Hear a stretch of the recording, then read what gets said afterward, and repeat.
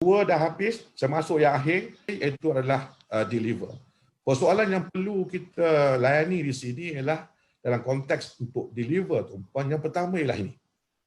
Adakah kita ni berani berdepan dengan sepadan-sepadan untuk mencapai matlamat kita?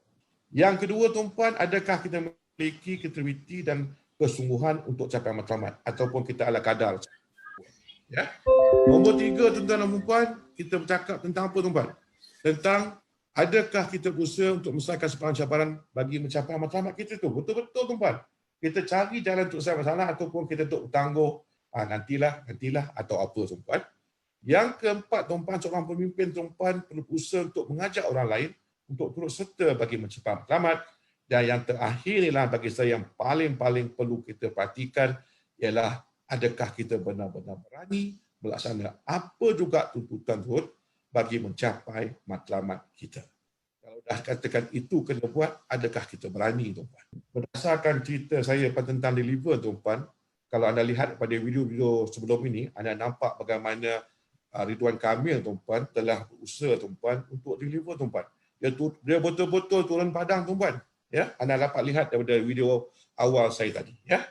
Namun, di peringkat ini juga perlu kita kaitkan sama ada mampu tak kita amalkan staf dalam menjawabkan 5 persoalan dalam bab deliver ini. Ya. Sama-sama kita renungkan. Ya.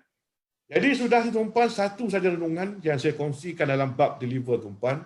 Ini sebenarnya sangat benar dalam dunia bisnes, tuan. Ialah dalam tugas kita, dalam bisnes kita, sebenarnya ada 2 macam aktiviti.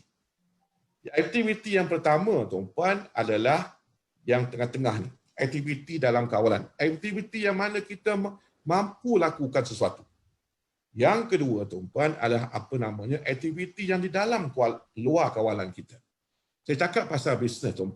Contoh, ya. Kalau aktiviti dalam kawalan ni, sebagai contoh dalam bisnes, ialah apa, tuan? Ialah kita boleh menyediakan orang kata channel ataupun saluran untuk kita berkomunikasi dengan customer. Itu memang dalam kawalan kita. Nak sediakan website ke, nak sediakan sebarang online platform ke, itu memang dalam kawalan kita, bukan di luar kawalan. Apa pula contohnya di luar kawalan, tuan, dalam bisnes? Contoh mudah, tuan, kalau katakan customer dah kata dia tak nak beli barang kita, tuan, selepas kita usaha macam-macam, that's it, my dear friend. Itu merupakan di luar kawalan kita. Ya. Jadi di sini, tuan, perhatikan betul-betul, tuan, dalam kita berbisnes, tuan, dalam hari-hari kita melalui bisnes kita, tumpuan kita banyak bertumpu kepada aktiviti dalam kawalan ke, ataupun tumpuan kita banyak bercerita tentang aktiviti di luar kawalan.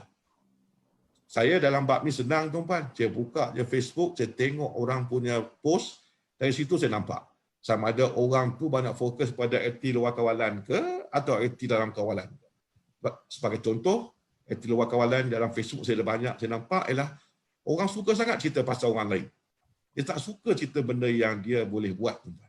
Itu satu benda yang pelik, tapi, tuan, lumrah rupanya di kalangan kita. Sebalik, tuan, dalam Facebook, tuan, ataupun dalam mana-mana pun, saya nampak kurang orang menumpukan usaha mereka ataupun cerita mereka ataupun apa saja perkongsian mereka sampai dalam kawalan mereka, tuan. Jadi, saya tak boleh cerita panjang, tuan, tapi saya harap tuan nampak apa yang saya cuba sampaikan di sini dalam konteks kita untuk deliver ataupun kita nak mencapai sebarang aktiviti atau sebarang usaha yang kita hajatkan.